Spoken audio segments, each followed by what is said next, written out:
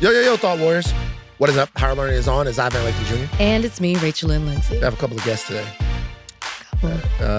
Senator Brian Schatz joins us to talk about his tweet. Yeah. About how we should try to convert potential Trump voters. Mm-hmm. He's a friend of the show. He likes friend of the show, yeah. Love that. Who else do we have on? We have Angel McCoughtry. Yeah. Former #1 pick in the WNBA. Hooper. She likes to hoop. She's an Olympian. She's an Olympian. She's going to be talking about Michael Porter Jr. saying that he could have dominated the WNBA when he was in 8th grade. I've had enough of Michael Porter Jr. You know, I don't know who started putting a mic in front of his face, but it needs to stop. I'm not trying to silence anybody, but enough. They've told him not to talk. And I can see why. They said don't talk Every time anymore. he talks, it's a problem. I had an interesting conversation on the way in.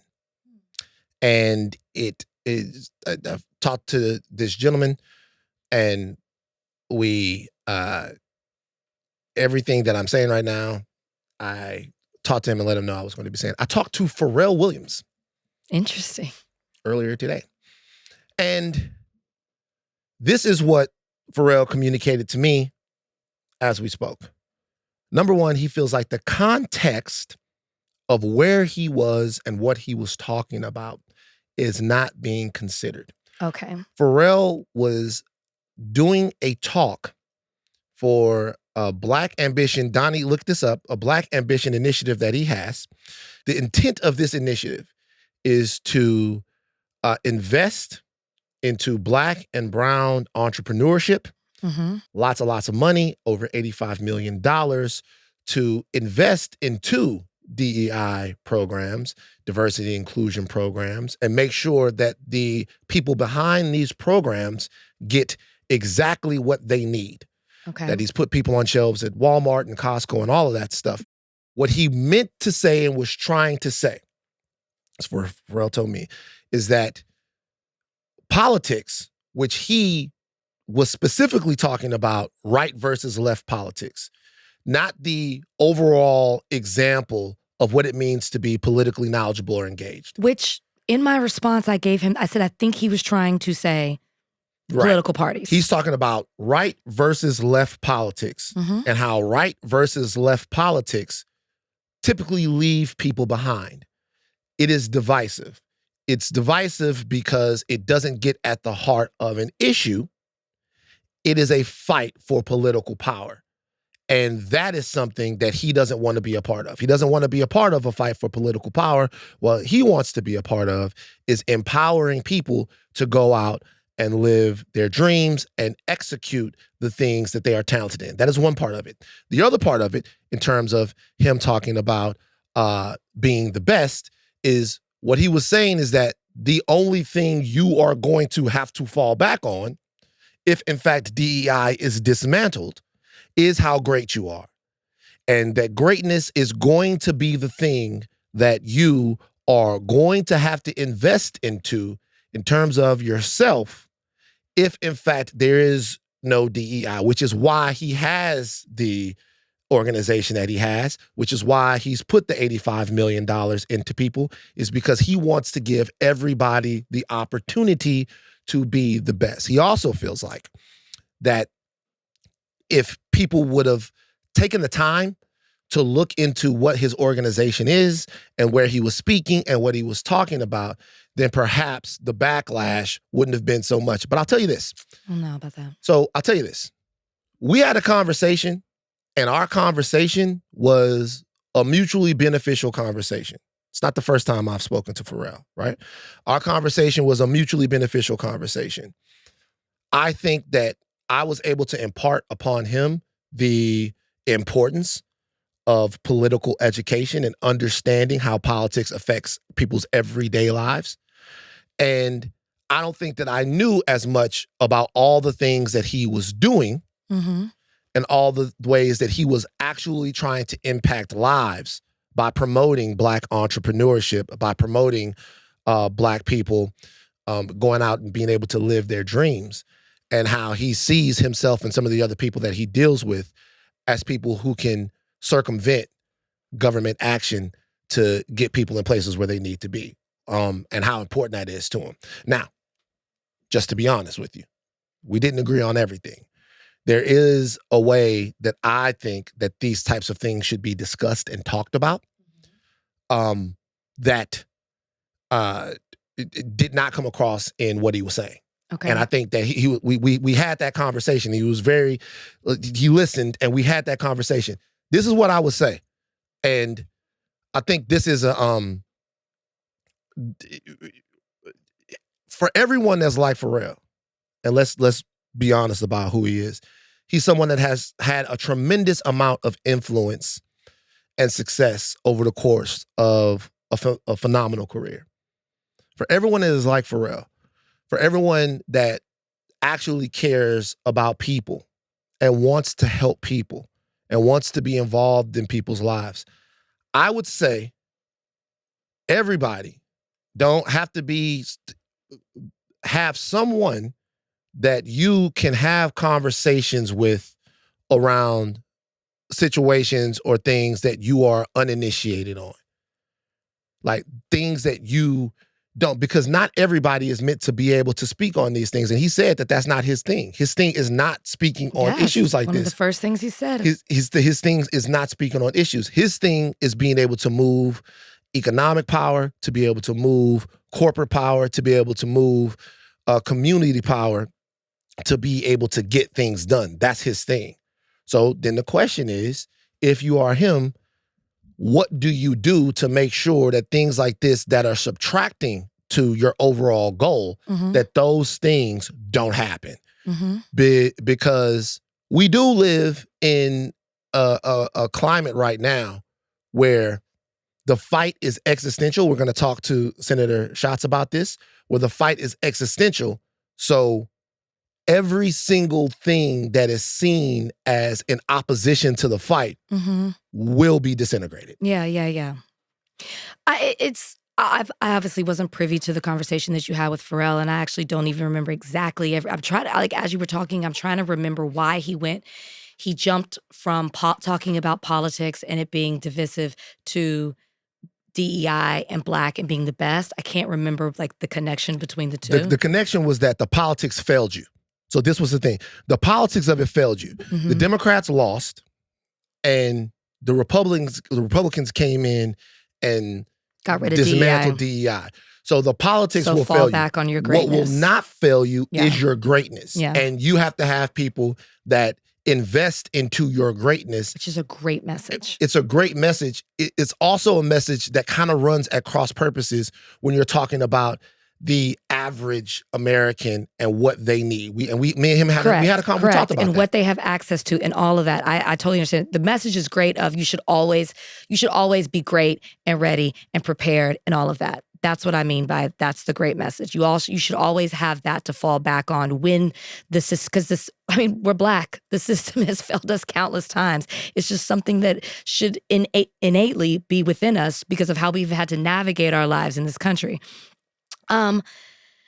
What I was going to say about Pharrell, now I'm forgetting. That's Black ambition right there. That's the thing. So No. It's beautiful. It was the addition and subtraction thing that you were talking about, and you're right.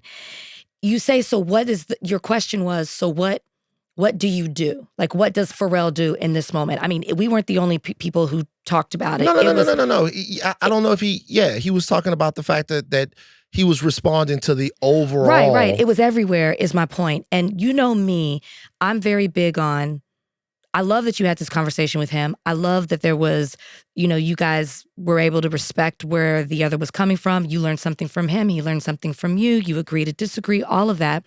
But that's a conversation that you and Pharrell had. Even I don't know everything that was discussed.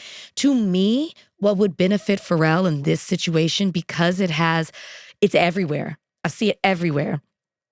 You got to talk. You got to talk again. You want a guest spot? You got to talk again. But no. I'm very serious because Rachel. One of the things. No. You have to talk about it because you're right. What you just mentioned, I did not look into where he was speaking, who he was speaking to, and why he had a microphone and a seat on that stage. I had no idea. Right.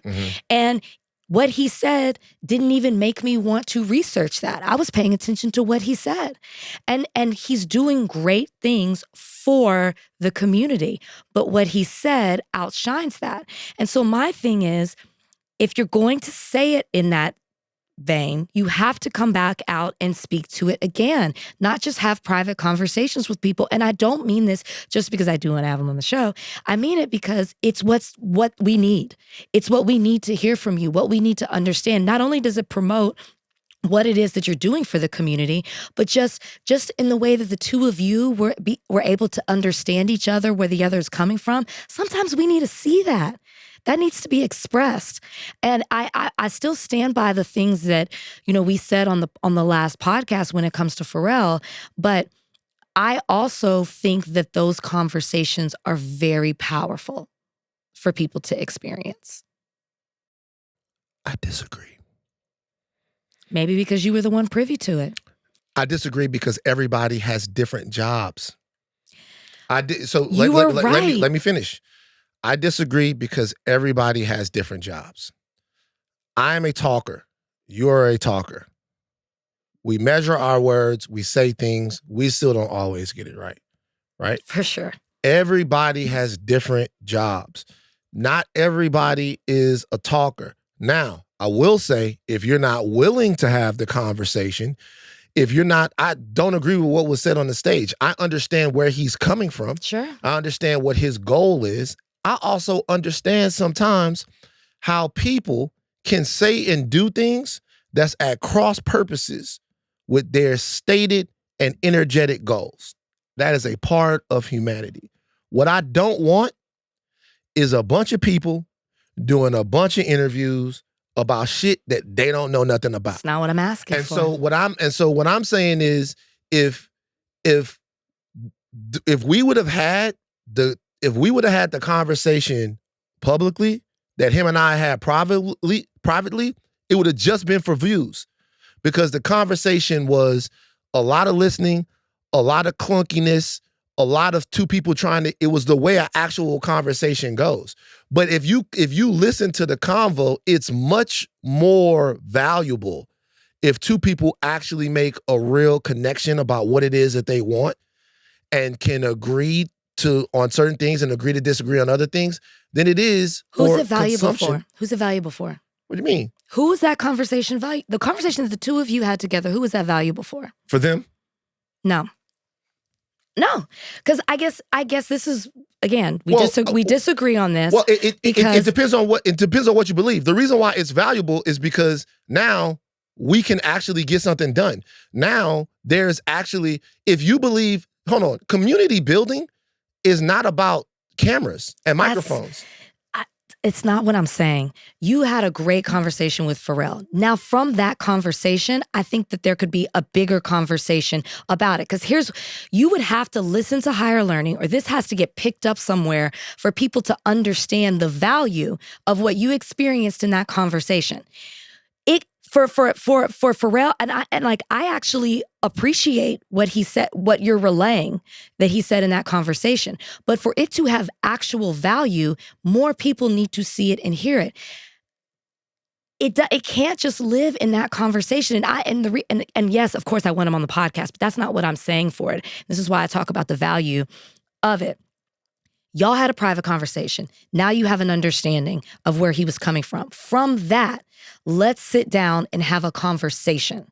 That's what I'm saying. I'm not asking him to do a media tour. I actually think there's benefit in the two of you talking rather than us going in blind with an interview. Now it can be a conversation because you understand him better. That's like a call in versus a call out. It could have gone totally different if he would have just dialed in and we had the conversation. So I actually understand that. Right. Or the interview.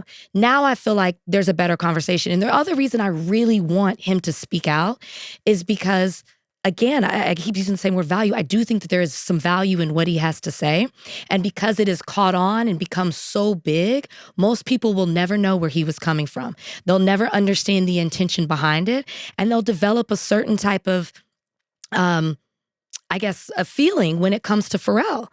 And if it hadn't been so public, then I probably would have a totally different take on it. But because it did, and because he reached out to you, which means he's obviously bothered by it and concerned, then why not? Let's make this a little bit more effective and reach out to more people. Have a conversation with somebody you can trust. He called you because he could trust you. Well, And because you could relay it for him in a better way. No, I should say this. There's the cynicism. So I should say it this. I should say it like this. Me and Pharrell have talked before. Mm-hmm. I did not reach out to him before we talked about what we talked about, but I did reach out to him after. And after I reached out to him, he was like, let's get on the phone. Okay. I want to make clear what I'm saying. If you are a national, when I say everybody has different jobs, I want to once again define what I mean. If you're a national political figure, it is your job to coalition build. It is your job to make people safe for giving you power. Okay. You're supposed to be a good talker. If you, in fact, are not a good talker, I would rather you not talk. Because what will happen if you do is your best laid plans, what you meant to say, what you were trying to say, will come out wrong and then be weaponized. What you were trying to get across will come out wrong and then be weaponized. I would rather you do, and I would rather you humble yourself and not get in front of a bunch of people and give a bunch of words about things that you do not know anything about. I actually think that's helpful. I actually think it's helpful in certain situations for me on certain things. The reason why we bring a lot of guests on these podcasts, I deep dive AI. I read 4 AI articles every single day, watch countless videos on AI. The reason why Ed is on this podcast is because Ed knows it better. It doesn't make any sense for me to get on the podcast and try to act like I understand AI like Ed does. Ed is the AI guy. Ed Zitron, who we're going to have back on because AI going crazy. Ed is the AI guy. Have him on there and talk to him. Mm-hmm. Would it look great for me if I looked like this sort of ultimate intellect that could sit down and speak completely fluently on any subject? Sure. And there are a lot of people who can do that. There are a lot of people who have the acuity to be able to do that. I'm someone who gets deeply curious into something and likes to talk to people that can help streamline the way that I think. I'm digressing, but what I am trying to say is that rather than have a conversation where because we're not going to hold his hand through it, right? Rather than have a conversation and put yourself in a position where you are going to once again fuck up, I would rather you say, listen, these are my stated goals to people. These are my stated goals. This is what I'm about. This is what I am trying to do. He said a lot of things in the conversation that are straight up wrong. Straight up wrong. Like, I'll touch on one thing. There are a lot of people, a lot of famous and wealthy people that confuse the idea of philanthropy with systemic change. Yeah. I want to say something to the audience right now. Y'all all know Spelman University, right? Of course. Spelman College. Spelman College. It's Spelman College. Y'all all know Spelman College, right? I'm sure a lot of y'all know that Spelman is the maiden name of Rockefeller's wife, right? I actually didn't know that. You did not know that. Like, Spelman, the college, is named after the wife of Rockefeller. Okay. Because they made the philanthropic donation to get Spelman started. All right. Does that change what Spelman has done? No, in no way, shape, or form. Spelman is a shining beacon on a hill in terms of a HBCU, right? For the rich ones. No, I'm just joking. I'm just joking. I say that to say this. For everything that Spelman has done, for everything that Morehouse has done, for everything that every philanthropic institution that has ever tried to help Black people or any people has done, it is just not as significant as systemic disassembly and change. Sure. And it never will be. So if you are a hyper-rich person and you think that you can give away enough money you can't give away enough money. You can help. It helps. It is amazing to help people. Anytime that you've sent somebody to college, anytime that you have put food in, continue to do it. We all should do it. We all should do it. We should do it. We should do it. We should do it. But if you come out and you say, maybe the Voting Rights Act is not as important as something else that I'm doing, you have undid every single thing that you have did, because you have fundamentally diminished Black power in this country by taking their access to the ballot away. Your words are worth billions of dollars. The billions of dollars that you've given away when you've done stuff like that. These systems have to get dismantled, and they have to die, and they have to get reformed. And if that's not happening, no amount of philanthropy can change that. And sometimes when you talk to people that are really well-resourced, they'll tell you about all of the work that they've did, because that's what they understand. They understand I do something great and I get paid for it. And if I pay somebody else, then I'm giving them something great. So when you're having that conversation, sometimes you're like, just let you know something. What I'm saying is that sometimes, in some situations, some of these things need to be handled in community, not necessarily with me, but with anyone. They need to be handled in community, because if you're not positioning yourself as a leader of the culture, as a spokesperson of the culture, then maybe you don't need to be talking. And that goes for me, for anybody else. If you position yourself as a leader of the culture, as a part of the cultural intelligentsia, then you need to. But if not, let's do the work. Don't feel like you have to be the person out. There's plenty of people you could call. Plenty of people. I call people all the time. Call people all the time. Plenty of people you could call. Call them. Or come on Higher Learning. No, you said I already tried that. Yeah. But I would love to have him on the podcast. Oh, now we want to have him on the podcast. I would love to have him on the podcast just because it's Pharrell. But we would have to ask. Oh, we're gonna have to ask. I would love to have him on the podcast just for Pharrell. But I can tell. But you know what was really interesting to me? What? It really bothered him. I know it did. I said that, and that's why. He wasn't on some fuck y'all nigga shit. It really bothered him. I know. We've talked about this too long. All I'll just say is I agree with you that certain people have certain jobs and certain people shouldn't necessarily be talking about things that they're not informed on. All I'll say is but once you do, then there's another side of it. That's fair. That's all. That's it. All right. Now quiet, Piggy. Damn.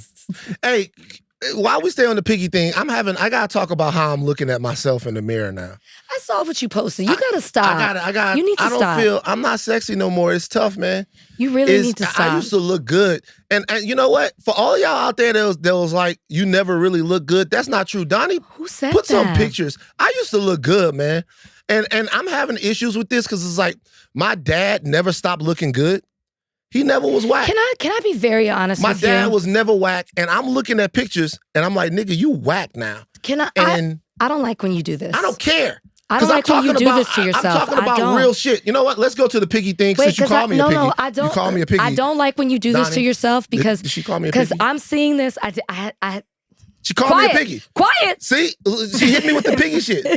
But I just want to say this. I hate when you do this to yourself. I saw you post that picture. You posted a picture of you when you were smaller, and then you showed a picture of yourself that was not flattering. That's not even what you look like. It was not a flattering picture. Yeah. And I saw this posted on social media of how we are normalizing the use of certain drugs for people who don't need it. I was at BravoCon and I was looking at people in person that I have watched over the years. And the way that we're just okay with how skinny people are getting and then praising them for how great they look is so problematic that we need to talk about this more. It's one thing if you're using it because you need it for your health or you are trying to lose some weight. It's another thing if you're just doing it because you don't want to eat, because you just want to be like problematically skinny. And for you, when you post those pictures of you smaller and then show yourself now, I actually think you look great. And I say that with that respect. I say that with respect to Kalika and everything. I don't want to see you super thin. I think you look great. And I hate when you do that to yourself. Yeah, you know what? I really do. You know what? I got to be real with you. I don't care. I really do. I don't want to see you that super skinny. I think you look great. I want to have this conversation. I want people to be able to see the vulnerability of a nigga that's washed, that walks around with his Achilles sore and has to put ointment on. I want y'all to feel this. Because I don't know, I feel like y'all don't feel this in real time. Like, I looked up this, Dustin Hoffman is 88 years old. Really? That broke my fucking brain when I saw that. I didn't know he was that old. And so I just want y'all to, this is called, over the next couple of years, I want y'all to be party to something. The Great Washing. That's what y'all about to witness. The Great Washing. I had to have an MRI on my Achilles. Came back negative. Still sore. Nobody knows why. Okay? Woke up this morning. Crack, pop, pop, pop, pop, pop, pop, pop. Pop, pop, pop, pop. Went in there. You know what my workout this morning was? A lot of y'all going to the gym. Y'all getting up shots. Y'all running 5 miles. I played on a VR. That was my workout. I did a VR workout on the Oculus. I worked out. That's why I did. That's why I did the Oculus. I did 40 push-ups. Felt like I fucking climbed a mountain. You know what I'm saying? After that, took a shower, put the ointment on my Achilles. Feel great. The ointment gonna wear off about 45 minutes. And I'm gonna feel like the Tin Man from Wicked. The Great Washing. It's happening. And I watched my dad. My dad could lift like 400 pounds when he was 50 years old. This nigga was still getting the shit popping. It's happening. And you know what? If I have to go through it, fuck it. Y'all are gonna go through it too. We're gonna be washed together. My knees hurt. Now, slide some oil to me. See, my back. So listen to this. Listen to this. We gotta move on. But so I'm getting the MRI on my Achilles, right? Mm-hmm. They gotta do each foot individually. 30 minutes on each foot for the MRI. You couldn't just lay down and they just couldn't. That's shout out to Optima Imaging. I did the right foot and then I did the left foot. Mm-hmm. The woman, this was very funny. The woman goes, okay, what do you want to listen to? Like, what do you want to listen to? I said, put on Ryan Chapman. Ryan Chapman is this YouTuber that I really like. I was like, put on Ryan Chapman, and he's got a video about nationalism. She's like, for real? I was like, yeah. Ryan Chapman, the video about nationalism. So I listened to the whole video, and then it's like, So I can hear from the back. She goes, the next one is about Marxism. Do you want to listen to that? And I was like, yo, do I say that I'm kind of interested in learning about Marx and Engels and everything? I was like, yeah, put it on. She goes, okay. Click. Then she puts it on. They put my right foot in there for the MRI. Then they put my left foot in there for the MRI. I'm laying down so long that my back starts to hurt. I'm laying down. She's like, what's wrong? I'm like, hey, man, my lower back. She's like, just from laying there? I'm like, yo, just fucking, can we end it?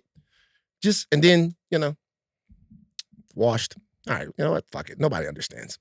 Keep trying to tell people that nobody, this is what it's like being a black man. Oh, God. Okay, let's just fucking do the Trump thing. We'll be back on the Trump thing again. Donnie, just bring it up. Yeah, let's do it. On Air Force One last week, Trump cut off a reporter. She is Catherine Lucy from Bloomberg News. She asked a question about the Epstein files, and this was how that exchange went down. Go ahead. Incriminating in the files, Quiet. You like it? See what I'm saying? Hold on for a second. Y'all, you see, this is what I'm talking about with Rachel, man. Rachel just talk about all of that stuff. Look at her.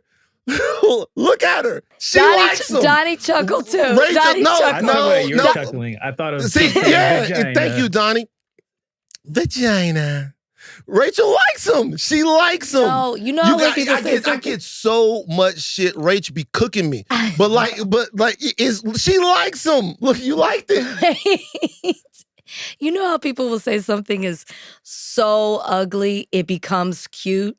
It's so outrageous. It's so ridiculous that I listened to it so many times because I was like, no, he couldn't have. Wait, what? Mm-hmm. There's no way that, and apparently, you keep doing research. It's not his first time. I know he's called people a pig, but it's not his first time calling somebody piggy.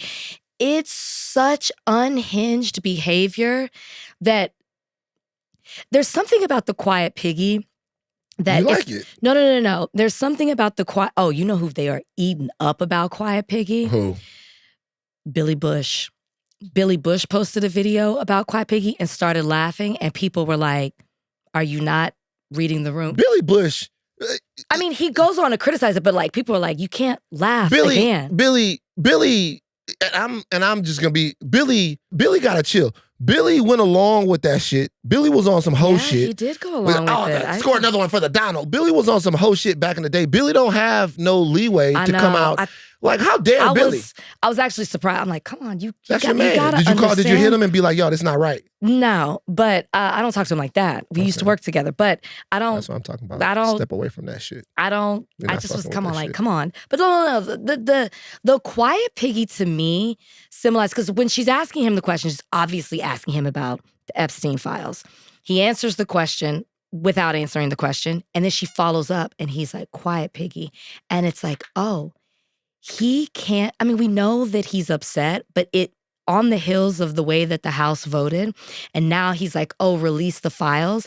Him speaking out in that way, it symbolizes the unraveling of him more in a way than it does before. Yeah, he's rude. Yeah, he disrespects women. He degrades women. He uses his power dynamic when it comes to his money and his business and all of that, his fame, to continue to push women down. He hates women. Trump hates women. And that's very obvious. But the Quiet Piggy and the timing of it and the question that she was asking shows that he is falling apart over this Epstein thing. That was anger. That was rage. He doesn't want to be asked about it. It goes beyond the intimidation factor that he uses. It goes beyond the fact that he's trying to quiet the press and not have them just talk about the things that he wants to talk about. It's so more than that. And I think that this is a signal to keep poking the bear. He's always unhinged, but he's unraveling right now.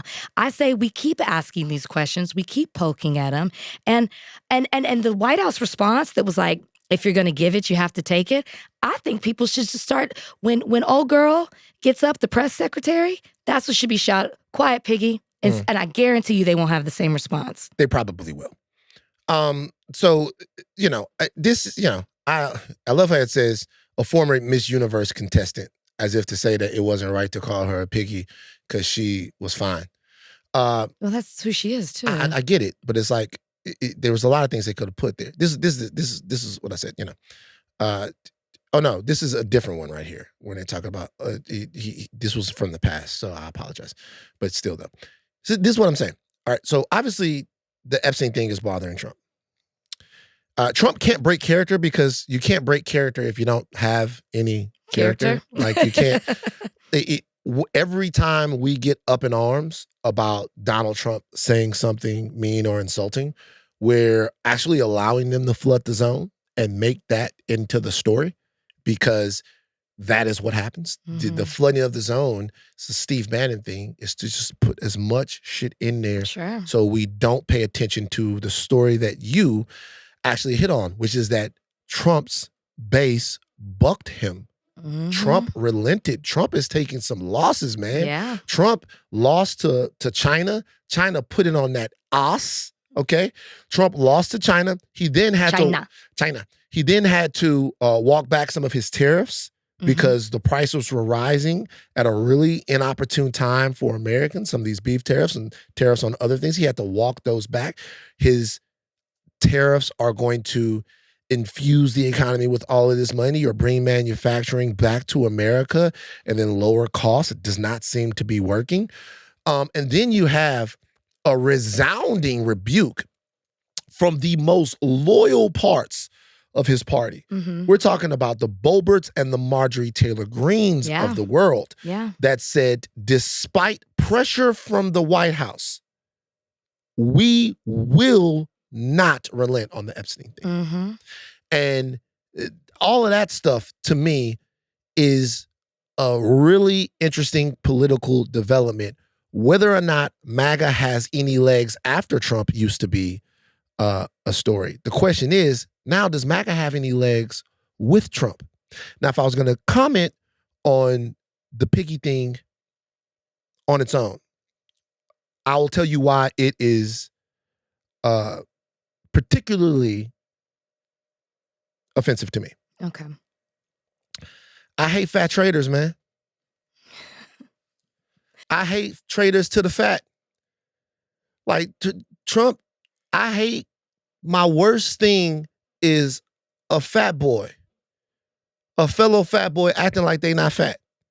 I hate it. We have gone so far in fat technology. One of the pioneering fats, Bone Crusher, takes his shirt off. DJ Khaled, you know, he's fucked up on other issues, but on the issues of fat first, boom. Bone Crusher, I remember on the BET Awards, had a whole high caloric crew out there, just fattening it up, titties flying. And my thing is this, we have come way too far for the fat traders in our midst. If you want to take Ozempic and all of that stuff, that's cool. Because then you're not fat no more, whatever, go whatever. But for Trump to look at somebody else and call them a picky, bro, you fat. You one of us, man. You are fat. How's that? Trump, don't act like, you know what you are, Trump? You're fat. And I know a plus 30 BMI when I see it. And to all of my people out there, just know I'm not talking down on you. I'm telling you that I'm with you. I'm with you. Now look at that. I'm with you. That's a titty. And I'm never going to turn my back on y'all ever in any way, shape, or form. I'm never going to make fun of somebody else's fat, they thighs. I was in the kitchen this morning doing the boxing game, sweat flying everywhere, Bozeman terrified. I'm like, I'm never going to, look at the disgusted look on Rachel's face. Look at what people don't like hearing about the fat humans. And I'm telling you not to laugh. And I'm telling you right now, what I don't like about this is Trump, you fat. Guess what, Trump? You're fat.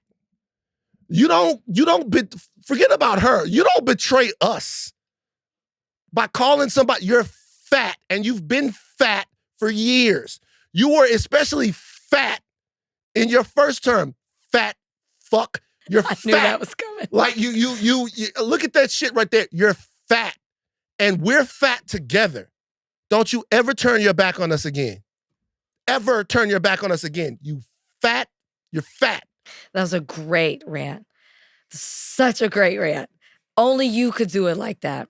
I will say, though, when he called her piggy, you know he wasn't even calling her fat. It doesn't matter. I know, but when he piggy calls her fat, piggy, it's a fat. He's calling her a pig. He's calling her slob and I just want to say, which makes it so degrading. He's a slob. You're right. Disgusting, sloppy. That's what he's doing. He's calling her an animal, not even making her human, which is how he looks at women. Trump hates women, but the fat rant was great. I apologize. All right, on Higher Learning now, we have a sitting senator. Wow, what is happening here? Brian Schatz of Hawaii. Thank you, Senator Schatz, for joining us on Higher Learning. Thanks for having me. I appreciate you both. We want to talk about one tweet. Rachel, take it away. Okay, so you tweeted out. Let me pull up. You have the tweet pulled up? Yeah, I'll read the tweet. Read the tweet. The tweet says, there are a lot of MAGA people online admitting that Trump is betraying them. And if you dunk on these people, you are very likely terrible at politics. Politics is about addition, not subtraction. Rach? Now, I don't know if I necessarily agree with you. We talked about this on the last podcast, but what were you, I'll just ask you, wanting to communicate when you said that? Just that, people vote for you for their reasons, not yours. And that the object of the game, if you are in the craft of politics, if you're in the profession of politics, is to get more votes than the other side. And so the threshold for like inviting someone into your coalition or your family is one thing. But allowing someone to say, hey, this person has betrayed me. This person who I thought was going to lower prices didn't lower prices. This person who I thought was going to, get order on the streets is actually causing disorder. Like, we should just take the W and not ask too many additional questions. A buddy of mine who's the former governor in Hawaii used to knock on doors in the Makiki neighborhood. And when he would get the vote, he would immediately, when someone said, I will vote for you, he would immediately say thank you as quickly as he could and walk out the door or walk out the driveway, because that's the end of the conversation. Once you have secured the vote, you move on. I think it is different when you're talking about allowing someone to become a political leader in your movement. I think it is different in terms of friendships. Like there's more of a need for reconciliation and interrogation of past actions. But for me, in the business of like, we got to win this because it is serious and people are getting harmed as we speak. If someone with whom I've disagreed all my life says, hey, this guy's bad for my pocketbook, I just take the W, and we don't have to praise them sort of excessively, but I think we should take the W.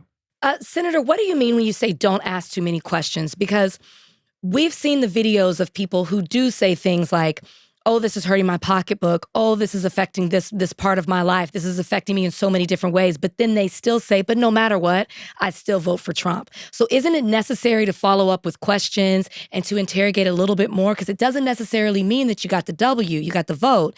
It just means that they're just expressing, they're upset. Yeah, I think we should move them in our direction, right? But I think we have to move them in our direction in a way, like it's hard to admit you were wrong, right? In politics or any other place.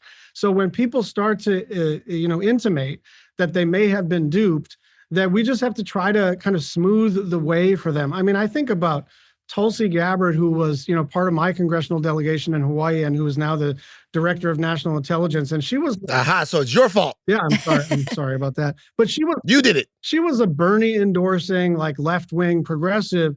And when she decided to get Trumpy, like they cultivated her. They got, they feted her. They had dinner with her. They promised her things. Now, I don't think we have to be quite as amoral as that. But I do think there is something to be learned from a political coalition that sort of doesn't make sense, right? If you're a winning coalition, you're going to have people who are not internally consistent with themselves or with each other. And I think that the flaw in the sort of progressive movement, I think maybe 8 years ago in particular, was like, it was kind of this constant purification ritual where we were trying to make sure everybody was all lined up and intersectional. And I think people just reacted adversely to that and said, like, look, I'm with you on 7 out of 10 things. Isn't that good enough? And I think we have to get back to, look, they're going to be the core of the progressive movement. They're going to be leaders in our political party. And that's a different standard. But just like I'm willing to vote for these guys because I'm pissed off about the current state of things, like I'm done asking questions of those people. Rachel, to your question, if someone is saying, I'm pissed at Trump, but I'm still voting for him, that's not the W. I agree with that. You haven't won. Mm-hmm. Mm-hmm. So 2 questions. One, I'll articulate a concern, then ask a question. Take somebody like Tulsi Gabbard.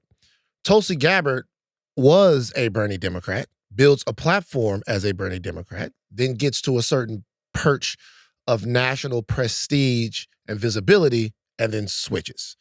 I think a lot of these issues are so central to the humanity of people that they are wary of entering into coalition or power building with people that they feel like aren't genuine. And so while I tend to agree with you about what you're saying, I think some of the purification ritual is just to make sure that you're not letting wolves into your house. Yeah. So I think let's take the kind of neocons who went with Kamala, and some of them have kind of become the never Trumpers, and some of those are pretty interesting people, and some of them moved left over time, but some of them are basically still neocons, and the reason they hate Trump is like he's not neocon enough. John Bolton, right? And all those people doesn't want to blow enough shit up. Yeah, exactly. And so look, they should not be writing our foreign policy, but like, will I accept their vote? Yes, I will. And so I think being crisp about what it is that we mean to be in coalition with people is really critical. Like in the state of Hawaii, the Democratic Party is really dominant, and there are Republicans who end up switching parties, but they kind of retain their old views, right? They do not become party leaders, but we welcome them in because, that's one more for us. And so I just think part of what I'm trying to convey to folks is like, winning is okay.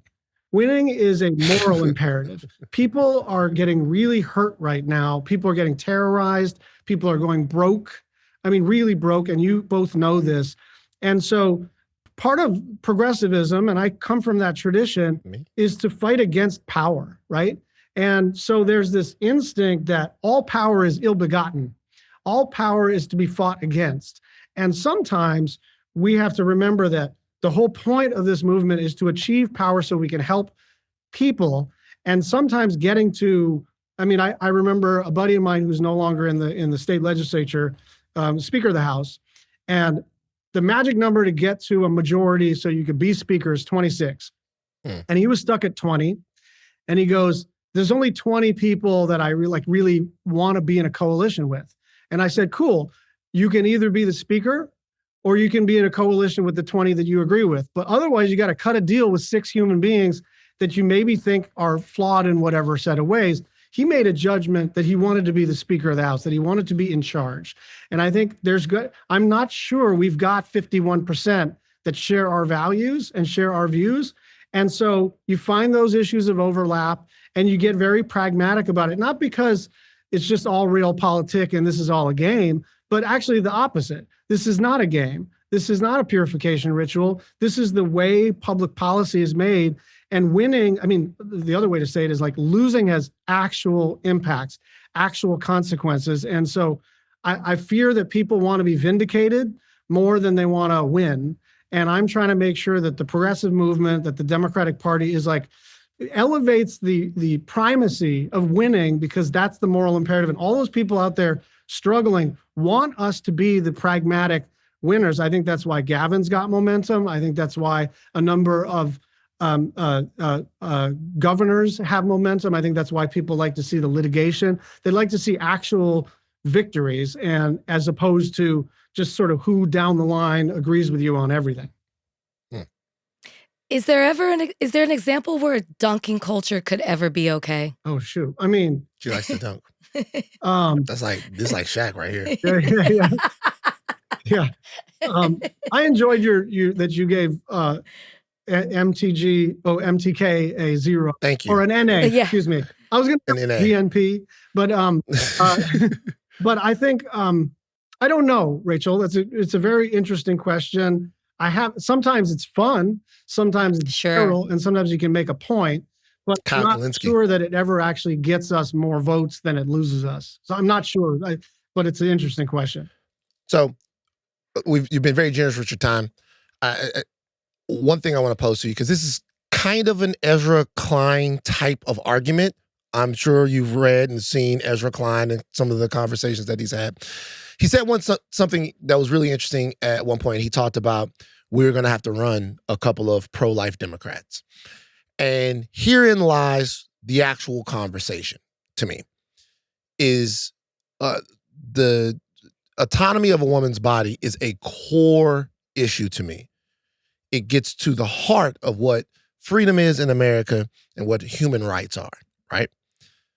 When you say 7 out of 10 things you can agree with somebody on, and that should be good enough, how much should it matter what those 3 things are? Oh, that's a hard one, right? Because we're not going to if the 3 ones are like, you're also a Nazi and you hate queer people and whatever. If the 3 are, hey, we want to take, Trump's bad for my pockets, but I did like what he did with taking Jackie Robinson out of I did like what he did by getting rid of the DOJ situation where they were suing to clean the wastewater in Alabama. And you're like, how am I supposed to build a coalition with someone who wants me to drink shit? It's just very tough, Brian. Yeah. Just tell us what we should do in the Brian Schatz presidency. No presidency ever. I think it's a very tough call, but I will tell you that it becomes a little easier when you're talking about a Joe Manchin, who's the only person who could represent West Virginia in the United States Senate and have a D next to his name.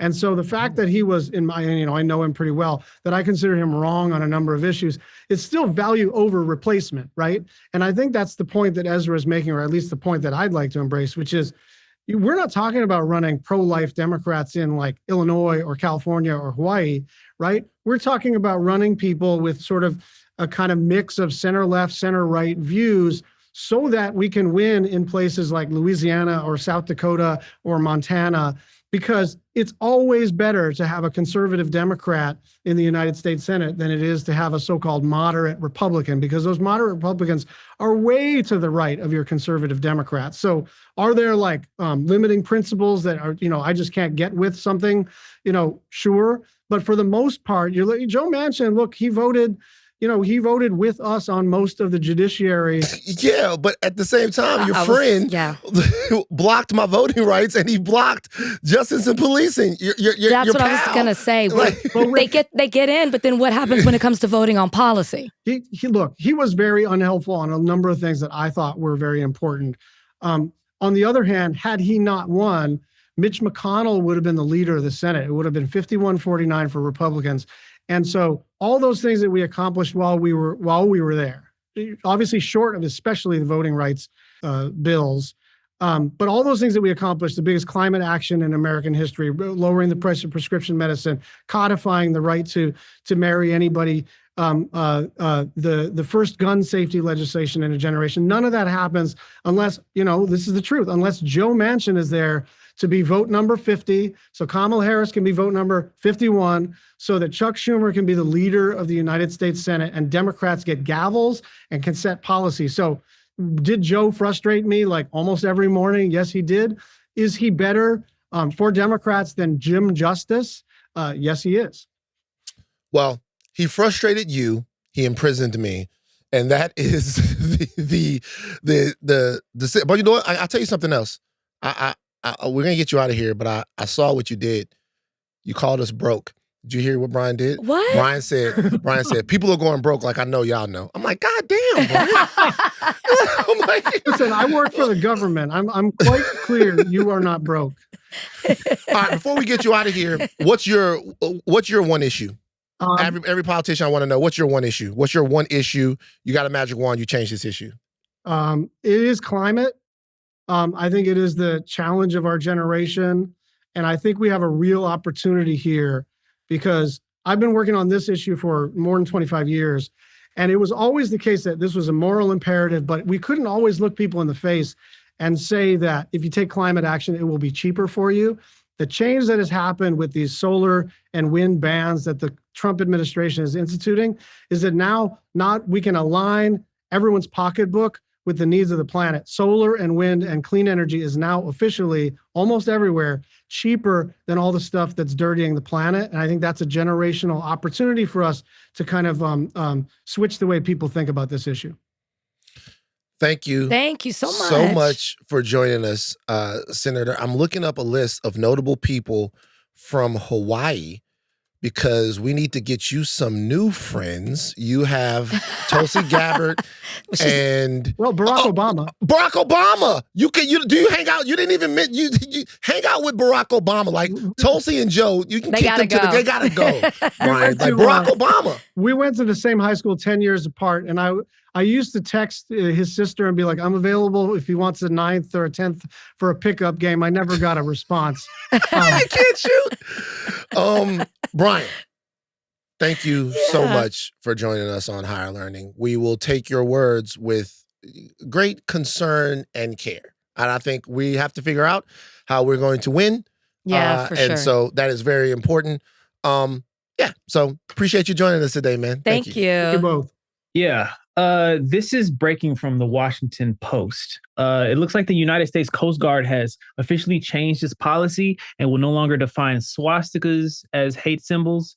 According to the report, swastikas will now be recognized as controversial symbols, which will allow commanders to investigate the circumstances of their use before disciplinary action, which is no longer under the new policy, it says.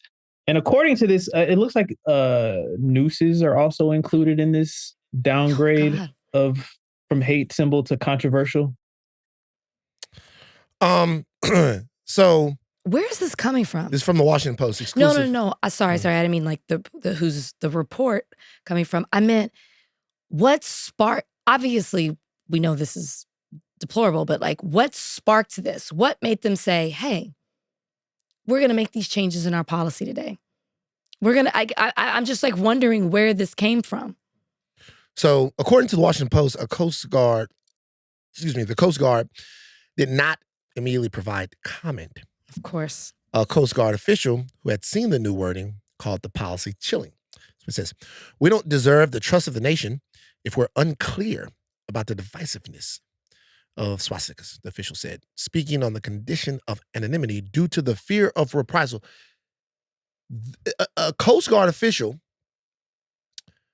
fears reprisal from talking about the divisiveness of a swastika.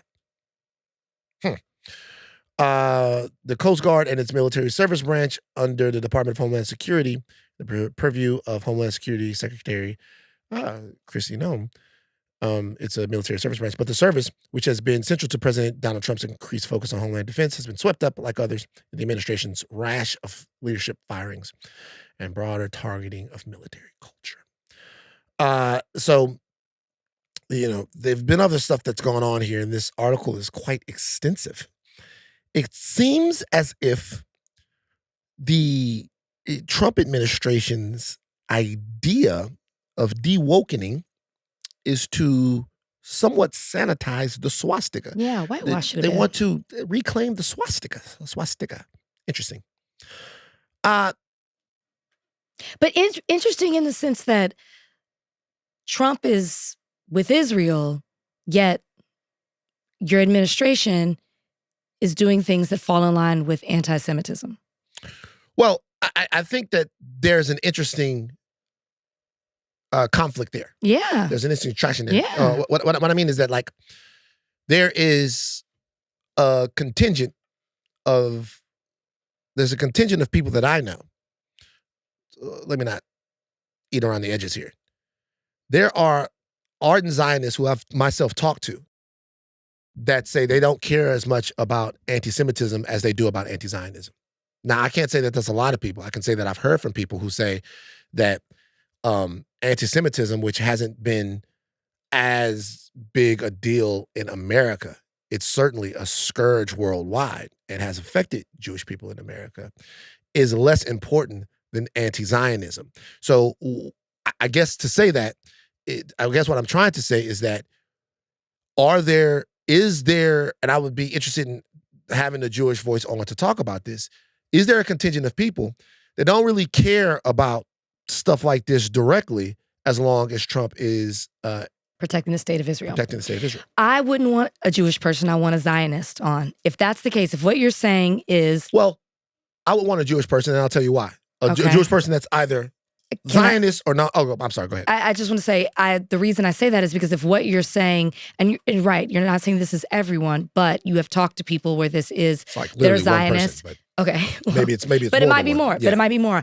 I would be interested in that because as we talk about constantly, look at what happened in New York City with Donnie. It was this talking about the rise of anti-Semitism and how it's growing and it's a concern. And I believe that. So how can someone say, well, I'm not as concerned with that as I am with protecting the state of Israel? Make it make sense. Because if you are in fear of your life, and I will say, yes, it is growing. If you are fearful of that and you're fearful of rhetoric or symbols that pour into that, how can you not be concerned about a report that comes out like this? You are normalizing symbols that are hateful. It doesn't make sense to me. I would love for particularly that person to come on and talk about it. Can I give you what they said? Please. And we should also say this. Please. These are two Black people, non-Jewish people, that are talking about what is potentially the thoughts or feelings of an entire diaspora of people. Yeah. But I'm telling you why. And by the way, we should, before we begin to get into this, we do not know what the response from people is going to be over this. We don't know, right? We don't know what the response is going to be. Sure. There is a deep, deep, deep divide right now on the right surrounding anti-Semitism, the rise of Nazism. I watched an interview last night between Tucker Carlson and Nikki Haley's son. Oh, yeah, he's making the rounds. He is. And that interview convinced me of something.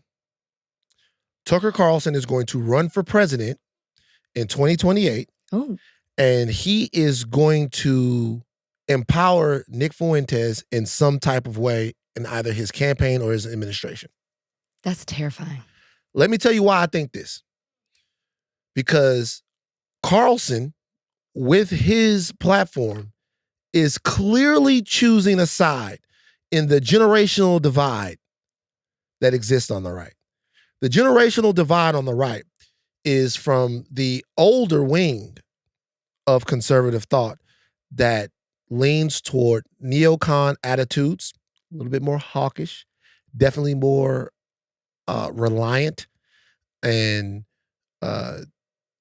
close to Israel, right? Specific allegiance there. A little bit less directly Christian. And when I say, I mean, don't get me wrong, they're evangelical Christians, but there's a generational divide that Tucker is clearly choosing a side in, and that generational divide is between the older contingent of the right, like 45, 50 plus, that is a little bit more loyal to Israel, has the same neocon streak in them that's existed in the past. These are the older Heritage Foundation people. These are the Mark Levins. These are the Ben Shapiros. All of those people that represent traditional conservative thought that has existed over the past 50 or 60 years, right? With a little bit of change, a little bit of Trumpism injected in. Your idea of America first and all of that stuff. We're America first, but at the same time, if we have to, we'll bomb Iran, right? All of that type of stuff. Then there is the people that are basically 40 and below. Some people say 45 and below. I think it's more like 40 and below, who are like outwardly racist and anti-Semitic, right? These people have really been influenced by the Groyper movement. They're Christian nationalists. They're chauvinistic in a way. They have incel tendencies. And these people are completely isolationist in their view of America's place in the world. They are hostile, if not critical, of the state of Israel and of Jewry itself. Tucker has clearly chosen a side. Yeah. And the side that he has chosen is what he believes the future of the right to be. So interesting. And you can tell in the way that he's doing these interviews. He does an interview with Ted Cruz where he rightly skewers Ted Cruz, who is one of the mascots of that version of conservatism. Him along with Lindsey Graham and whomever else you want to name, right? One of the mascots of it. Right? He skewers him on that. But when he has Nick Fuentes on, or when he has Nikki Haley's son on, I think his name is Caden. Is he a Groyper? He is very much aligned with that when you listen to him. I just want to understand you. I want to agree with you. I want to yes and a lot of the things that you're saying. Now, criticisms of Israel aside, because a lot of those criticisms of Israel, like I said before, have been used to mainstream and legitimize some of these characters who have some of the worst ideas ever, right? Tucker is choosing a side very clearly. And he has made the decision, the calculation, if you ask me, to say that I will be big brother to those people and bring them into, not that you need to mainstream them, they already have millions and millions of followers. I will be big brother to them and count on the fact that that movement will grow in the next 3 to 4 years, 5 years maybe, rather than admonish them and ask them to grow up and join the traditional contingent of the right. He's definitely made a choice. J.D. Vance and other people have totally punted. J.D. Vance has totally punted on talking about this. J.D. Vance's wife is directly attacked. Right. J.D. Vance's entire way, and he just will not speak to it. Tucker has chosen the other path. Why do I say all of this? This right here is a part of that.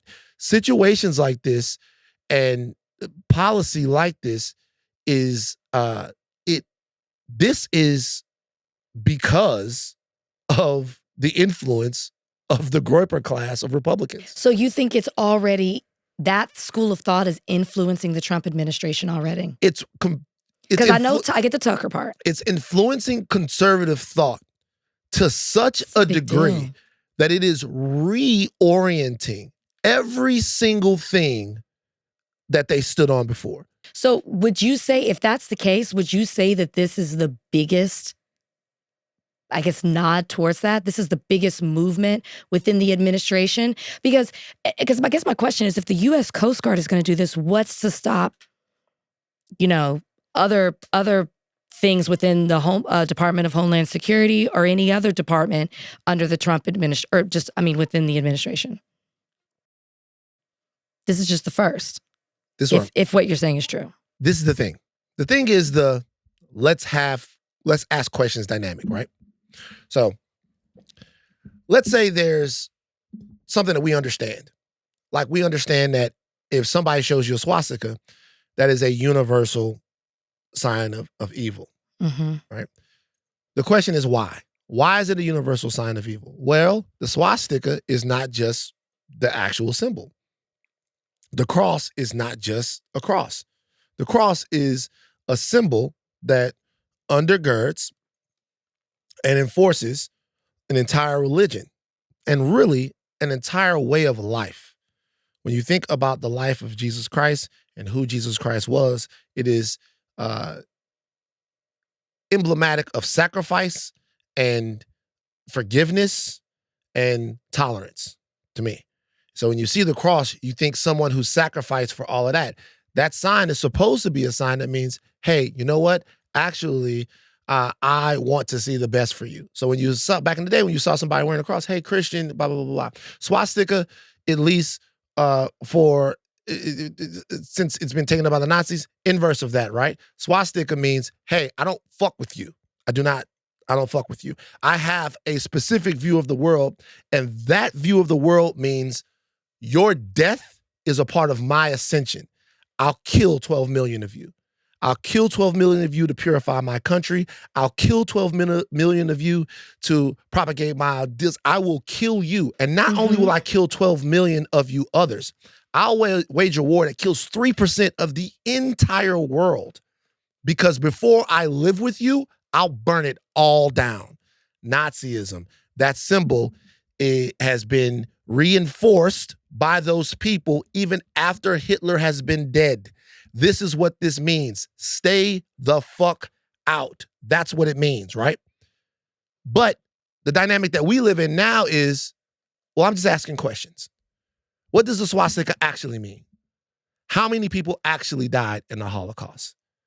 What actually is racism? Are women actually equals in this country? Do women actually deserve the right to vote? I'm just asking questions. Let's just have the conversation. The problem is that, do you know what the conversation over the swastika was? For what? Do you know, we had the conversation. Do you know what the conversation was? What? It was World War II.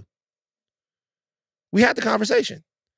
The conversation was World War II. Now, I don't get into the whole thing about the purity of war and all the people that died, but the conversation was had. The conversation was had. The conversation was started by the Nazis. The Nazis said, hey, we would like to have a talk with the rest of the world about why we should kill all of the Jewish people in the world, enslave all of the black people in the world, and have our ideology go to every single continent and grow and grow and grow until we take over the world. They started that conversation. That conversation was had. They lost. But the remnants of it survived. And now we're being asked to have it again.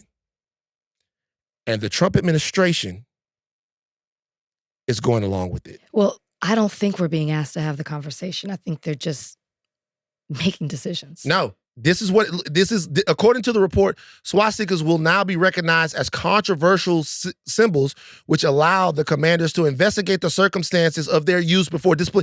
Legitimately a conversation. Like, legitimately, the commander goes, this is legitimately, I'm just asking questions, bro. Legitimately, hey, you have a swastika on your locker. Can we talk about that? That's literally what they're doing. Yes, as it is written down. No, I totally understand that's exactly what is being said. I guess my thought process is, it is, as we said at the beginning, sanitizing, watering it down. It's allowing you to basically excuse it. There will be no conversation had. It's opening up the door to not make it be as hateful as it is. It's not quite that. So yes, as it's written, it is to question it, but the reality is it's to take it down a notch or several from what it has always represented. Right. It's to depower the image to depower it. But all the guys is correct. The guys is correct, which it goes back to the whole thing. The corporates are winning. Yeah, it goes back to the whole thing of with Trump and it should Trump not try to run again or whatever he tries to do to stay in 2028, whoever comes after him, the question becomes, all right, so where does this administration, where does MAGA, where does Republicans stand when it comes to Jewish people? Well, it's a direct conflict. They can't serve two masters. Well, they can protect it. The question to me is, and once again, we can talk about this. Like, what will the ADL say about this? Exactly. What will the ADL say about this? And think about the position that the ADL will be in to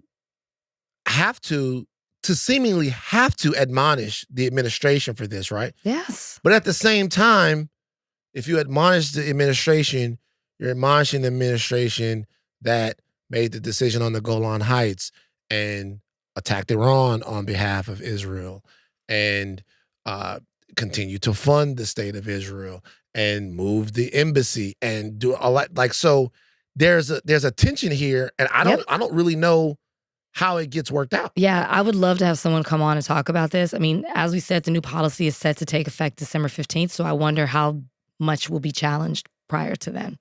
Guys, we have to do it again. We have to talk about guys who said stuff about the WNBA. This time, it's Michael Porter Jr. Rachel? All right, let's get into it. Rather than Van and I just talk about it, because I would have very strong opinions, we decided to bring in somebody who is an icon, who is a legend, Angel McCoughtry. Welcome to the show. First time on Higher Learning. Glad to have you here. Thank you. I'm excited to be here, man. I'm a big fan of the show. Thank you. 5-time WNBA All-Star, 2-time All-WNBA first team, 4-time All-WNBA second team, 2-time WNBA scoring champ, 2-time WNBA steals leader, 2-time WNBA peak performer, 7-time WNBA All-Defensive team. Incredible. Look at you. So that means whatever I say, I have the accolades to back it up a little bit? Absolutely. 100%. Yep. 100%. And a member of the D9, an honorary member of Zeta Phi Beta. Yes, ma'am. Are you in a D9? I'm a Delta. Mm-hmm. Oh, Delta. And Van thinks he knows everything about what we got going on. But I saw the smile. I'm just saying, he's got friends in the D9. I just went to Southern University in Baton Rouge, where it's a big deal, but that's okay. That's a big deal. See? And you ain't joined one? Nah, I didn't join. It's not for me. Come on. But you love to be in our business. It's not for you, but you love it. Love it. Love it. Angel, we got to talk about Michael Porter Jr. So Michael Porter Jr. has had a lot to say as of late.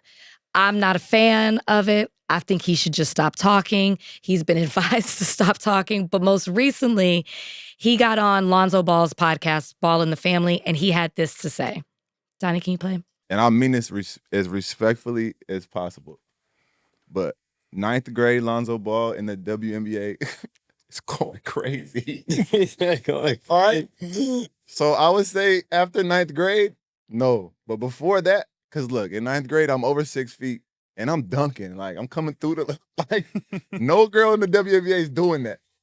I'm going back door, throw it up. Like, I'm looking like Jordan out there. So I'm going to just say, and I mean this so respectfully. So great senior. Middle school down, I give it to the WNBA. I'm gonna go probably 8th grade because look, bro, I have real experience doing this because I played. My sisters went to University of Missouri and I was still a young dude, and they had me playing like on the scout team, and they had a few WNBA players on the team like Sophie Cunningham and a couple others, and I think I was like in the 7th or 8th grade going dumb. I'm talking about like, so I have real life experience. It's not physically fair, bro. It's just a difference, man, and I wish this would stop being a conversation because it should be common sense. But like, it's just not. Angel, why are men so obsessed with this conversation? First of all, congratulations. You was dominating against women in the 8th grade. What does he want? Does he want a cookie? You want a medal for that? Like, you know what I'm saying? I think The only thing that should be coming out of a man's mouth about women is uplifting her. That's the only thing. I think that if you are an 8th grader playing against elite women in Missouri, by the way. I love that. I'm from the DMV, okay? It's a different story over there. But if you dominate against women in Missouri, that's fine. Listen, we need you guys. You guys, we have practice guys that come in. You guys help us be more athletic. You guys help us be quicker. You guys play great defense on us. We need you guys. That's why we have practice boys. So I'm just trying to figure out what do you want? I think the main thing we should be talking about, a woman, guess what? When I got to come and drop 40 and I'm on my fucking period, and I'm bleeding, and my stomach hurts and my back hurts, when y'all load manage off a headache, y'all let them know. Anything. Guess what? Let's talk about how awesome that is. Let's talk about how awesome it is that women, we have these babies and we come back and still dominate sports. That stuff is not, you can dunk. A lot of us can't do that, but the awesome things we can do, let's highlight that. Let's highlight that. Guess what? We are wives. So it's not easy to take care of a husband and kids and come and dominate a sport. Let's talk about how strong and awesome that is. That's not enough talk we get praised for. You get what I'm saying? Yep. And so if you notice real quick, the elites, Kobe don't say that kind of stuff about us. He never did. He only uplifted us and supported us. Bron don't talk that kind of stuff. Why the elites don't talk like that? Such a good point. That is actually kind of what I wanted to hit at. I want to get at whether or not he's just full of shit at another time. But why do you think that is? Why do you think that when you see people supporting WNBA games, it's always like it's Chris Paul, it's LeBron James, it's Carmelo Anthony. It is the players that really have cemented themselves as NBA greats that always have something amazing to say about the league. But then when you look at the players who are hypercritical of the league or always trying to talk about how much better they are than the players, it is more guys like, I'm not going to act like Michael Porter Jr. can't play, but it's guys with kind of his profile. I don't know the answer to that. We have to study that. But I do know his data is incorrect, right? I don't think, I play against grown men all the time. And I beat a lot of grown men. There are witnesses out there. An 8th grader. Do you think there are 8th graders, male 8th graders, that will be too much to handle for a WNBA player? I think there are some, but not all. Because let's keep it real. Let's use common sense. People have different skill levels. Right. Can I beat a LeBron or Michael Porter Jr. one-on-one? Probably not, right? I probably can hold my own, but I'm not going to probably beat them one-on-one. But the average athletic man, I can beat him one-on-one. Right? Yeah. So to say an 8th grader can beat a WNBA player right now, no, I don't think many can. Now, if you're an elite 8th grader and you got the skills and you done developed and you on that level, you probably can give us a run for my money. But what do you want from that? You did it, you beat us, so what? There are bigger fish to fry. We're focused on our new bargaining agreement, us getting paid what we're worth. We're focused on how our league is growing and how we're getting, people to watch our game. It's just bigger fish to fry out here than us worrying about that. So to answer your question, Vaughn, I don't know why they do that. I don't know if I think they should be focused on what do I want my legacy to be in the NBA? How can I get better right now as a player? But the focus is always on, but we'll take it. We'll take it. If you feel like, we're that good, obviously we're that good. If you got to continue to compare us, that means we can obviously play. Yeah. Yeah. It's something that you just said that I'm holding on to, which I think pours into it, is the league is growing. The league has more eyes on it. You've been superstars, right? But now there's more attention, but sold out games. Like you said, you're working on a new CBA. More deals are come, more eyes on TV, all of that thing. And there's a lot of attention and conversation surrounding not just the WNBA, but collegiate players as well. How much of this do you think has to do with male insecurity? Because that's what it feels like to me.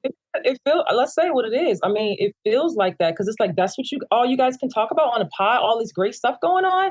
Like, I'm gonna tell you guys a little story. I was 10 years old and I was playing a little boy. He was 12, and I beat him one-on-one. His response to me was, well, girls are not supposed to play basketball anyway. That's what a 12-year-old is taught because I just beat you in basketball. That has been the mentality of some men for so long, that let's keep these women over here. Let's make sure they're beneath us so we can continue to feel like we're this and that. But like you said, the elites, they don't have to prove that. They respect us. They respect our game. You know, LeBron probably could say, yeah, I can beat you in fifth grade. You don't have to go there. Right. What's the point? It's no point in that. So I do want to know, what is the point of him continuing to talk about the WNBA? He's never said nothing positive about our women's game or anything. So let me ask you a question. Do you think it's because we've seen lady players do this before? Like Asia Wilson was on the Roommates podcast. She said she could beat Josh Hart one-on-one. Is it? She did say that. She did. I mean, she said. I mean, she said that on the. She said it on the podcast. She said she could beat Josh Hart one-on-one. Yeah. Now, whether or not Asia Wilson can beat Josh Hart one-on-one, I don't even know if she was serious when she was saying it. But I also don't know what the deal is. I don't think that she could, but maybe she could. Is it useful in any way to compare the men's game to the women's game? Because I'll tell you how I feel about this. There is something here that like it's two different games, but in a way, just like college football and NFL football are two different sports, it's almost two different sports. There's a different way to appreciate the women's game than there is to appreciate the men's game. And it seems that there is a method of thinking that thinks in order for the women of the WNBA, or in many professional sports, to be properly appreciated, that you have got to compare them to the men. And I think in the long run, that only diminishes their game. I think you can compare us because, like, in a way, I would love when people tell me, "Yo, you the female KD. Yo, you play like Melo." I would love that. Yeah, compare us, but don't compare us where it's like you putting us down to compare us, because we didn't say, "Yo, God, can you make us that our bodies aren't as athletic as men? Can you make us so we don't jump as high?"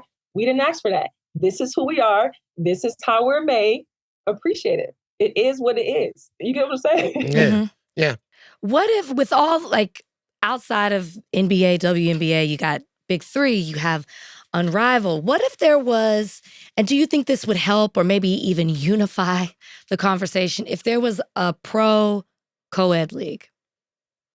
We did that before. Master P had did one. had one. Oh, yeah. did he do that? Yeah. Why did I think it was co-ed? It was What was it called? Yeah. co-ed. He was like some years ago. Master P came into Master P was in TMZ and he said to Harvey, he goes, I want you to help me get the league on TV. And Harvey went, no. Right. I was like, damn. Actually, when we played, because he did some test games, it worked. I was balling with the guys. It was some guys that weren't as good as me. It was some guys that was better than me. But the girls, when we played, I threw the oop, the guy dunking and shit. Like, it can work. You know what I'm saying? It's fun. So you would be down for a co-ed league? You think that would be like a? I mean, Master P already did it. I like the league. But it was. I Maybe think we Glenn should bring played it in the back. league. Yeah, like we'd be down for what? But it has to be women who are elite to that level. Like, you know what I mean? What do you mean? Women who keep up with the average man. Who can keep up with the average man? Yeah. Mm-hmm. I actually don't think that there's, because this is the deal, right? It was like I think sometimes, and I don't really know how to say what I'm saying, men get caught up like in the dominance over sport, like they own sports. Like sports is a man thing. Sports is a thing that men are supposed to do. So they really crowd out women by comparisons to them.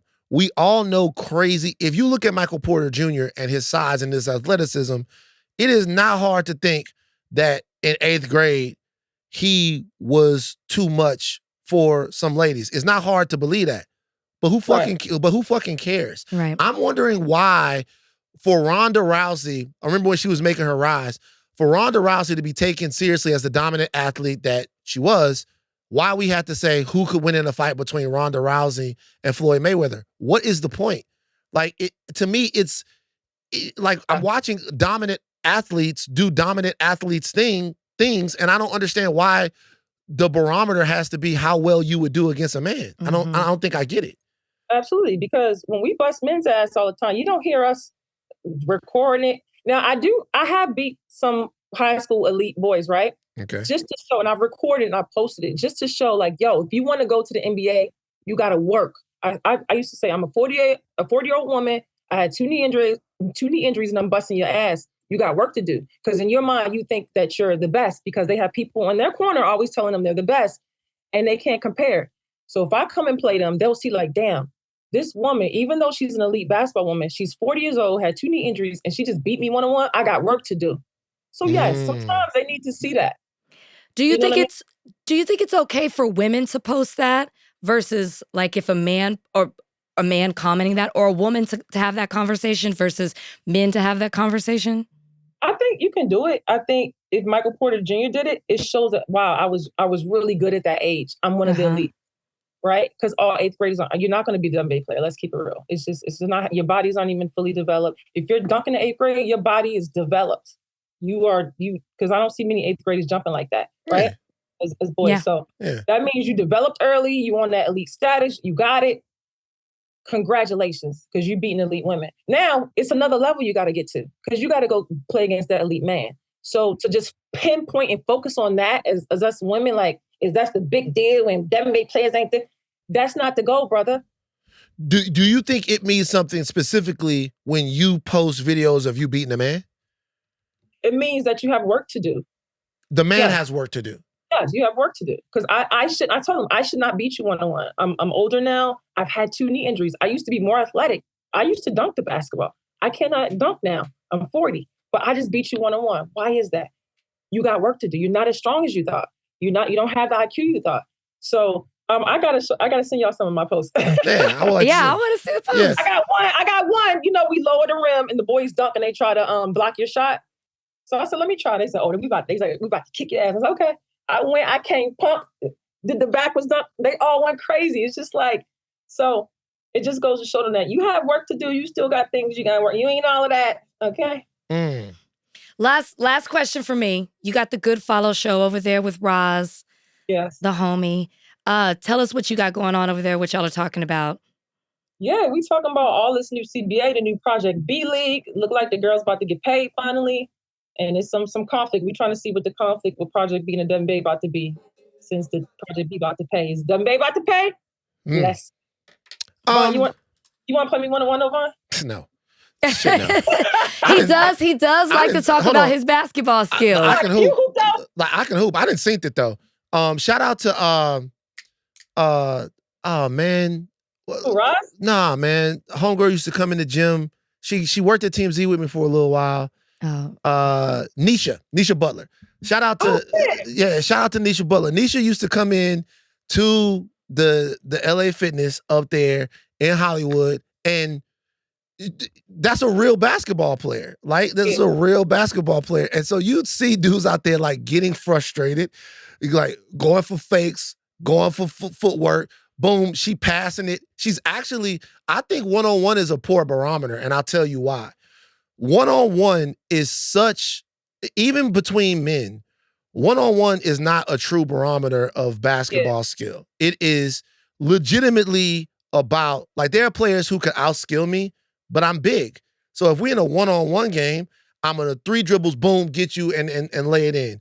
But when you would put her in a game, 5-on-5, she would be mentally playing with people.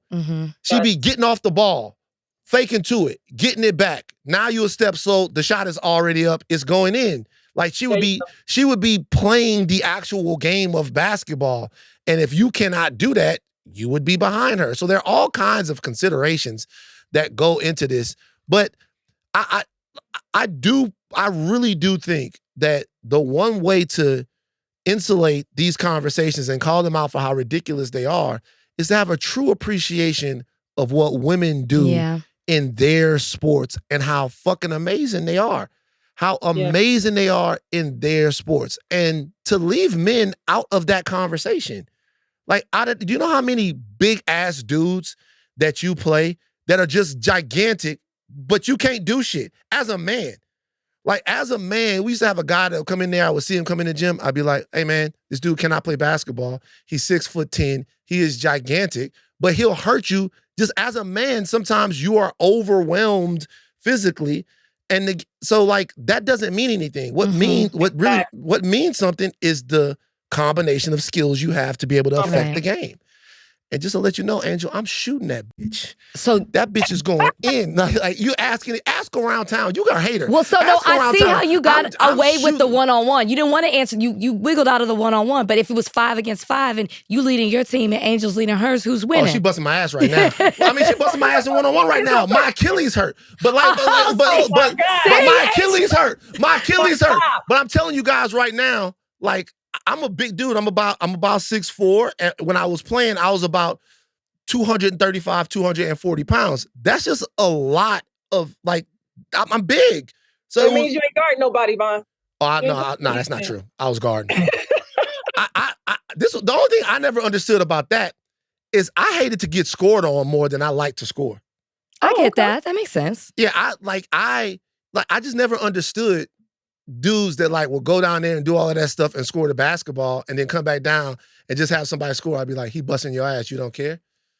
Do you care? Okay. Do you cook your chicken all the way through, or is it raw in the middle? like, do you care about the game? Anyway, if I tell you this real quick though, whenever I play 5-on-5, I specifically say to the guys when I come to the gym, I say, "Yo, we ain't playing gender. Let's play." Because guys will either play you really hard because they don't want you to do them in or be embarrassed, or they play like they don't care. So it don't look like busting ass. Yeah, instead of just playing. So I was like, yo, let's play me like I'm a dude. And I gotta let them know. Yeah. I say the same thing when I go to the gym.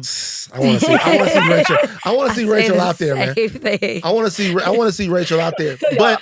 But do you have any, before we let you go, do you just have any, this is a narrative from Michael Porter Jr. Do you have any thoughts on him? He talks about the WNBA a lot. I think that I would love to see him come practice with us one time. Come practice with us. You know, I think he needs to see the ins and outs of how hard we do work and how much we do put our bodies through. Because sometimes they just look through this lens from the outside and they don't really see the inside. And I think if he came and spent the day with us, he would have a new appreciation. We'll put that out. A call in. Yeah, we like that. We'll put that out for him. We'll see. We'll see what he says about it. Sound like a plan. Angel, I feel like I saw you going into did I see you going into the gym one time? Did I see you? You ever play ball at the LA Fitness? Not the LA Fitness, at the Equinox? Yes. The Equinox. I saw you going into the Equinox one time over there on Sepulveda. Yeah. Yeah. That's what I do. Yeah. Come me, and she's good friends with Joy. Oh, she's good friends with Joy? Joy Taylor. Oh, we know Joy can't play. I did not mention her for you to do that. We know Joy. I did not mention That's Joy and my people. That's my people. We know Joy ain't got nothing for you though. Next time I see you, let's get some shots up, man. Let's get some shots up. Let's appreciate and love each other. Yeah. Man. The level of skill that you're seeing in the WNBA right now is incredible. They hooping so good. We don't need to do this shit no more, nigga. Come on, bro. Angel, tell us, tell people where they can see you. Like Rachel talked about it. Tell people what you got going on. We appreciate you joining us. Yes, I appreciate you. I got a new movie out called Bygones. You can check it out on Prime. Follow me at McCoughtry, my last name, on social. Appreciate y'all for having me. No problem. Thank you, Angel. Thank you. We appreciate you, sister. Good to see you. Right. My Achilles hurt. I have problems. How long with my you gonna Achilles. use that? I have problems with my Achilles. And by the way, can I tell you that my Achilles has been, I don't know if I'm in my head now, but ever since you said that, I feel like my Achilles hurt. I gotta tell y'all something. I gotta tell y'all what happened to the Achilles now. Shout out to everybody over at Crenshaw, the Crenshaw Y. Negative. I was playing at the Crenshaw Y. I was having a lot of fun. My game was coming back to me. You can ask niggas over there. It was good. I was like, they were calling me Maurice Spates. Is it Maurice or is it Marcus Spates? I think it's Marcus Spates. They will call it that. That's my game now. Do a little bit of everything that was in, and then I changed shoes. I have to say this, and this is gonna piss people off. So I was wearing the Steph Curry shoes. Okay, I know Steph is not with Under Armour anymore. I was wearing these shoes, and these shoes. Y'all can say what y'all want about them. These shoes were helping me. Okay. They are like little fortresses for your feet. I'm moving around and having good. Because I'm hooping, right? I'm back on the court. I'm serious with it now. I was feeling good. My game was back. I was hitting the three. I was playing in the post. I was smacking shit. I was feeling good. I went to the Kobe's. The Kobe's have changed. And I'm not trying to diss the people at Nike. Okay. I got the Kobe's and I'm looking at the shoes and I was like, there's not a lot of padding at the bottom. What's going to happen with these shoes? But they're the Kobe's though. And that's why I used to wear. And I was, So you thought you were going to get that old thing back in the Kobe's? I thought it was going to come back in the Kobe's. And I bought the Kobe Low Protros. And they set my Achilles on fire. And I'm not saying it's the good people over at Nike. I'm saying I went to these shoes. And ever since I've worn these shoes, I wore these shoes for 2 sessions of basketball. I wore them at the Crenshaw Y and I wore them at the LA Fitness. 2 sessions of basketball. Okay. Nigga done. Okay? Nigga done. My Achilles feel like, you ever like get like a really good drumstick? And the meat's coming right off the bone. Mm-hmm. That's my shit. Oh. But the results were negative, so the results that's positive. I don't even understand. The results don't. It's like the guy was like, the results don't show anything, not even tendonitis. Okay. They hurt. Well, just continue to maybe stay off them a bit. Maybe can't. don't go so hard in the gym. I haven't been to the gym, but I've been doing my boxing on the. And that's great. The Great Washington. Staying active. The Great Washington. I'm rooting for you. Y'all can say what y'all want. I shoot that bitch is going in. Hey, if you know me, because Rachel if you know me and you know what I do, could you please? Because like I see some of y'all getting like Vic, Dev, Arky, like Ryan, like all of these guys, like you guys I've been around Mark, like Sam, all of these guys, y'all know what the deal. Jack McClintock. Jack a bad motherfucker. Remember we had Jack on the podcast? How could we ever forget Jack? Say what the fuck you want about Jack. Jack could score. I met Jack. I Jack is scoring. Yeah, Jack is a great basketball player. Jack, one time, we in the LA. Remember? We in the LA. Stay. What was the lesson? People need to do what they're good at. Jack. Jack a good guy. All right. I didn't say he wasn't. I didn't say he wasn't. Jack a great guy. But he bombed on this show. He came on here. Jack is a good guy. And by the way, that's another thing. See, so that gets me back to the point. I know that that's not the right forum for Jack. But you let him come on this show. This is a lesson for me. Jack is a great man. He's a great guy. I know that's like and he's man, Jack, we in the league. Jack, boom. Jack said, "Come in, nigga." I was like, "Oh shit." That couldn't have been me. I'd have kicked him. What was the term he coined that reading culture? We're not going back to that. We're not going back to that. Literacy culture? He's a great basketball player from Miami. He's also a great person in the community. I have met him. He is so nice. Fucking fantastic. He is so person. nice. We're not doing that. But that was a moment. That was a higher learning moment. That was the top 10 moment. Man. I didn't drop 40. Let's go. 37, 38. Okay, Tim, man. Wash, man. Somebody help me. Cause you just get old. Yes. And then it's gone. Well, like when I was before we leave. So when I was getting my game back, I was like, I'm gonna get up and grab Rim. I remember it used to be in your bio. So I'm gonna get up and grab Rim. So this regular time, this recent time. Yeah. So I'm gonna get up and I'm gonna grab the rim. Because I know, because I was feeling, weight's coming off good. I'm feeling good. I feel my legs was feeling good because you're moving around. The basketball game is coming back. So I'm gonna get up and grab the rim. My man Albert Miles, he 47. Okay. Being there cooking. He also played professionally overseas and he's in great shape, right? So the one time I grab rim, I reached up and grabbed the rim. I was able to successfully do that. But I grabbed it, and then in grabbing the rim, I wasn't in control because I wasn't high enough. I grabbed it with this, right? And so I kind of fell back a little bit. Okay. And fell off balance, just trying to muster up all of everything I could to grab the rim. It's almost like it's backwards because this is the same thing you do when you're 12. You start dunking. I started dunking at maybe like 14 or 15, but at 12, it was just trying to get up and grab the rim, right? And then, but when you're trying to do it and you can't quite do it, it just looks all crazy. And so I thought the gym was clear when I was doing this. And I grab the rim and I fall back and I'm all janky and shit like that. I'm like, God damn. And I turn around. And it's this dude looking at me. And he's like, yo, old school, you straight? Take your caps off, do not stop learning. I'm Van Wait, what did Lathan you Jr. say? What did you couldn't say anything? I didn't say shit. And I'm Rachel and Lindsay.